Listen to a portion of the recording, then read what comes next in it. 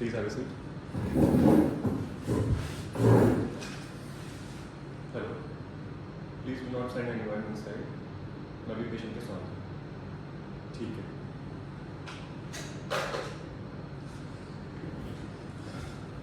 Mr. Naresh, I am glad you have come. मैंने reception पे phone करके बता दिया है कि अभी कुछ समय के लिए किसी को अंदर ना भेजें ताकि मैं आपसे बातचीत कर सकूं। मिस्टर नरेश, क्या ये ठीक रहेगा अगर आपकी वाइफ भी हमें ज्वाइन कर सकें?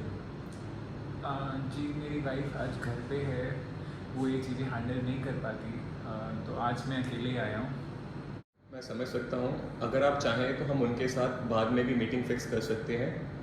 मिस्टर नरेश, इससे पहले हम आगे बढ़ें, मैं ये जानना चाहूँगा कि आपकी क्या जानकारी है, हमने इतने सारे टेस्ट क्यों करवाए? जी, मुझे कुछ हफ्ते से खांसी हो रही थी जिससे मैं बड़ा परेशान था, तो मेरी वाइफ ने बोला कि आप जाके दिखा के आओ।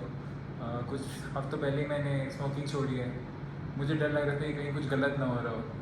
मुझे डर था कि कहीं मुझे लंग कैंसर ना हो गया जैसे मेरे पिताजी को था। ये काफ़ी दुख की बात है कि आपके पिताजी को लंग कैंसर था। क्या आप मुझे ये बता सकते हैं कि उनकी क्या उम्र रही होगी जब उन्हें ये पता लगा उनको लंग कैंसर है? मेरे पिताजी उस समय 45 साल के थे। मैं कॉलेज में था, उस समय ही मैंने स्मोकिंग शुरू करी थी। काश मैंने सबक सीख लिया होता उस समय ही। उस समय तो दवाइयाँ भी उपलब्ध नहीं थी, और जब मेरे पिताजी को पता चला तब तक कैंसर हड्डियों में भी जा चुका था। 3 महीने बाद ही वो गुजर गए। I am really sorry for your loss. Mister Naresh, मैं आपको बताना चाहूँगा कि कैंसर के इलाज में मेडिकल फील्ड में काफ़ी तरक्की हो चुकी है। आज के समय में कैंसर को अर्ली स्टेज पे पकड़ पाना और उसको पूरी तरीके से इलाज कर पाना संभव है, और मरीज पूरी तरीके से ठीक होकर काफ़ी लंबे समय तक जी सकते हैं। डॉक्टर साहब, आपको मेरी MRI में कुछ गलत मिला है क्या? देखिए मिस्टर नरेश, ऐसा है कि आपकी MRI की रिपोर्ट्स में हमें कुछ फाइंडिंग्स मिली हैं जो कि आपके कफ का कारण हो सकती हैं। तो आप चाहेंगे कि आपको सारी जानकारी अभी दे दी जाए या रिजल्ट्स हम अभी डिस्कस कर लें और ट्रीटमेंट प्लान बाद में? डॉक्टर साहब, मुझे सारी जानकारी अभी चाहिए। मुझे आप बताइए कि मुझे कैंसर है कि नहीं, और अगर है तो कितना बुरा है। नरेश जी, आपकी MRI की रिपोर्ट में आपके राइट लंग्स के ऊपरी हिस्से में एक ग्रोथ मिली है।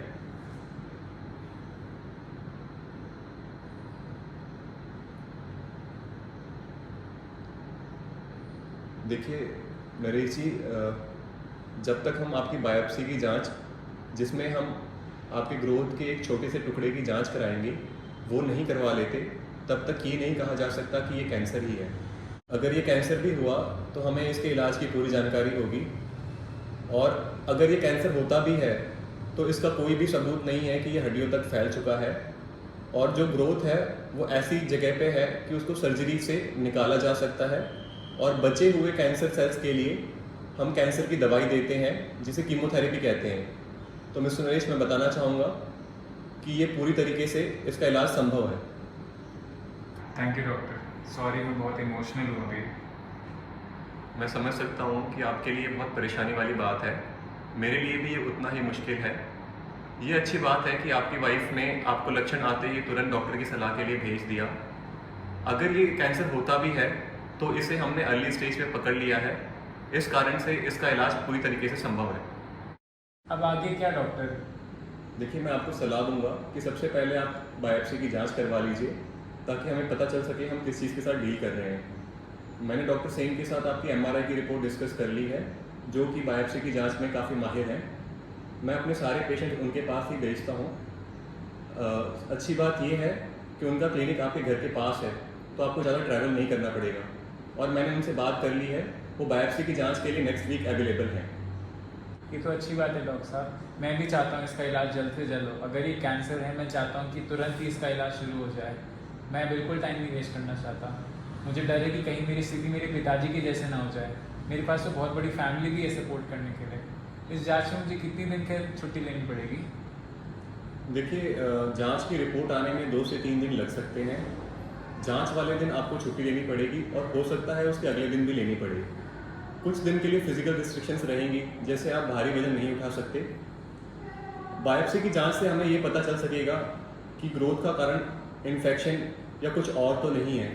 अगर ऐसा होता है तो हम आपको एंटीबायोटिक्स या दूसरे इलाज दे सकते हैं, पर अगर ये कैंसर भी हुआ तो इसका पूरी तरीके से इलाज संभव है, क्योंकि इसका अर्ली स्टेज पे पता चल गया है। जी डॉक्टर साहब। अगर ये कैंसर होता है तो अगला स्टेप ये रहेगा कि आप एक ऑन्कोलॉजिस्ट जो कि कैंसर के स्पेशलिस्ट होते हैं और थोरेसिक सर्जन जो चेस्ट की सर्जरी करते हैं उनसे मिलेंगे। ये दोनों डॉक्टर आपस में मिलकर काम करते हैं।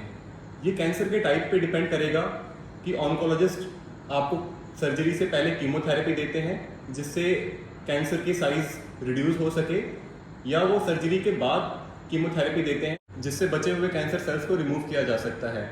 अगर ये कैंसर होता है तो मैं आपको डॉक्टर सेन और डॉक्टर माथुर के पास रेफ़र करूँगा। ये दोनों मिलकर काम करते हैं और इन्होंने पहले बहुत सारे कैंसर के मरीजों का इलाज किया हुआ है। ये बिल्कुल लेटेस्ट टेक्नोलॉजी का इस्तेमाल करते हैं और ये आपका पूरी तरीके से ध्यान रखेंगे। डॉक्टर साहब, क्या आप मेरा इलाज नहीं कर रहे? मैं चाहता था आप मेरा इलाज करें।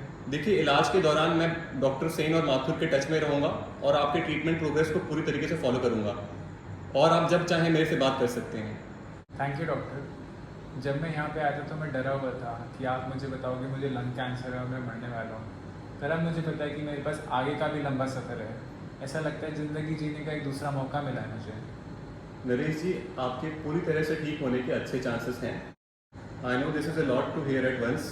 अगर आप आगे भी कोई जानकारी चाहते हैं तो मुझे कांटेक्ट कर सकते हैं। हम आगे भी एक अपॉइंटमेंट फिक्स कर लेंगे जिसमें अगर आप चाहें तो अपनी वाइफ को भी साथ ला सकते हैं। Thank you doctor. मैं भी चाहूँगा कि अगली बार जब मैं मेरी वाइफ के साथ आऊँ तो मैं एक अपॉइंटमेंट बुक करना चाहूँगा अगली बार बायोप्सी के रिजल्ट के बाद।